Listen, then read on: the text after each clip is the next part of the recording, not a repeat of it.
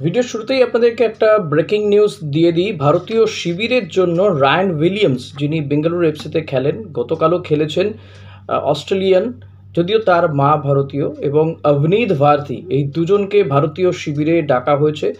Ryan উইলিয়ামসের মা, তিনি ভারতীয়, সেই কারণে কিন্তু এই 32 বছর বয়সী স্ট্রাইকার, তিনি পাসপোর্টের জন্য অ্যাপ্লাই করেছিলেন 2019 সালে, এবং তিনি এই সম্প্রতি তিনি ভারতীয় পাসপোর্ট পেয়ে গিয়েছেন। তো এখন শুধু তার ফিফার ছাড়পত্র পাওয়ার অপেক্ষা, তাহলেই কিন্তু তিনি এই ভারতের যে ম্যাচ আছে 18ই নভেম্বর বাংলাদেশের বিরুদ্ধে, সেই ম্যাচে কিন্তু খেলতে পারবেন।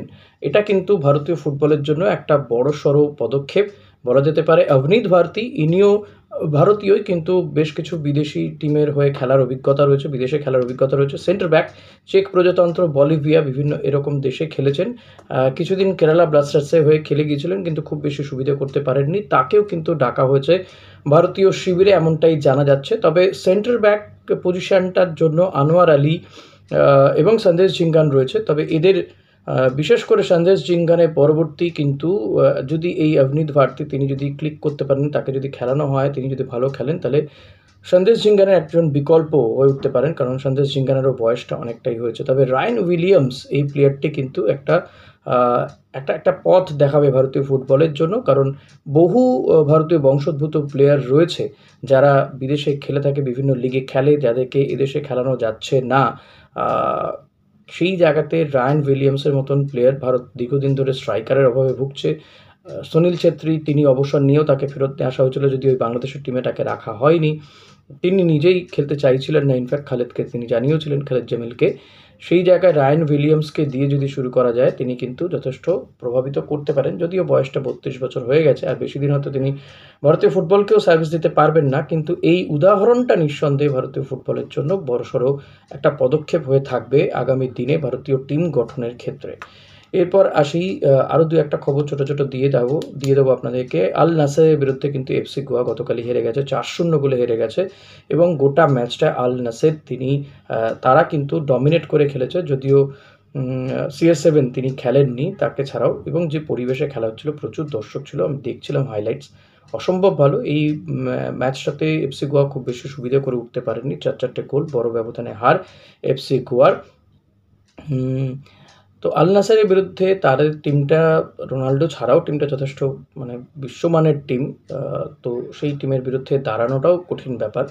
তো যাই হোক, এফসি গোয়া অন্তত খেলতে গিয়েছে। মোহনবাগানের মতো এমন নয় যে তারা ইরানে মোহনবাগান খেলতেই যায়নি, ভয়ে না, যুদ্ধের ভয়ে না, ম্যাচ হেরে যাওয়ার ভয়ে, জানি না। তবে আল নাসেরের বিরুদ্ধে খেলেছে, অন্তত ঘরের মাঠে তো লড়াই করেই ছিল ভালোই।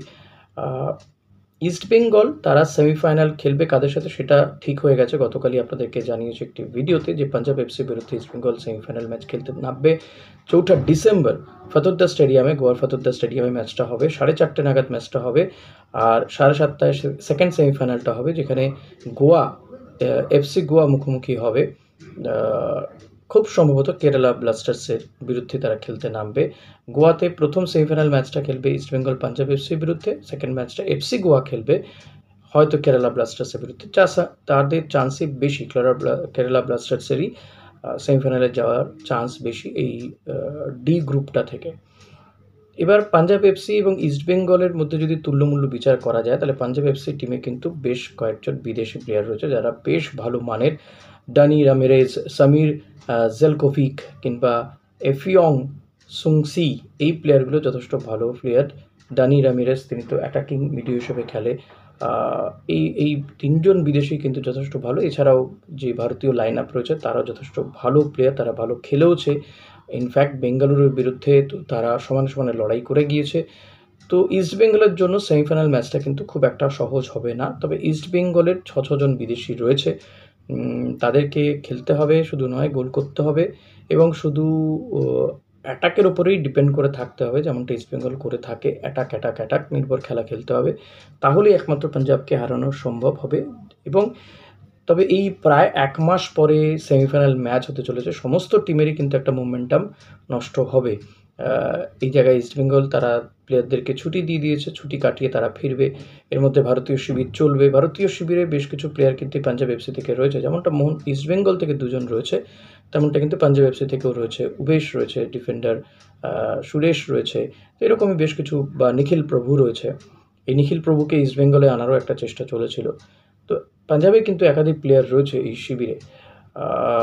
তো তারা ভারতীয় টিমের হয়ে খেলবে। তবে একটা বিষয়, খালিদ জামিল কিন্তু আবারও মোহনবাগানের কোনো প্লেয়ারকে ভারতীয় টিমে রাখেনি। এটা তুকতাকে বিশ্বাস করে নাকি অন্য কোনো কারণে জানা নেই।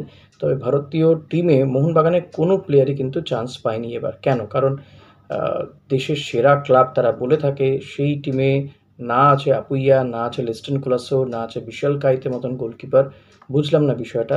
বোধহয় কাফা নেশনস কাপে মোহনবাগানের প্লেয়ারদের ছাড়া ভালো খেলার জন্যই হয়তো পরবর্তীতে তাদেরকে নেওয়া হয়েছিল এফসি এশিয়ান কাপে কোয়ালিফাইং রাউন্ডের ম্যাচে, কিন্তু ভারত সেখানে ভালো করতে পারেনি।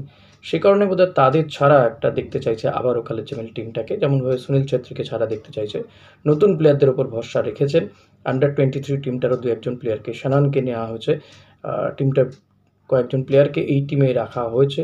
দেখা যাক। তবে নিঃসন্দেহে বলবো, ভারতীয় টিমে যদি রায়ান উইলিয়ামসের খেলার ছাড়পত্র চলে আসে ফিফার কাছ থেকে, সেটা কিন্তু বড়সড় পদক্ষেপ হতে চলেছে বলে আমার মনে হচ্ছে।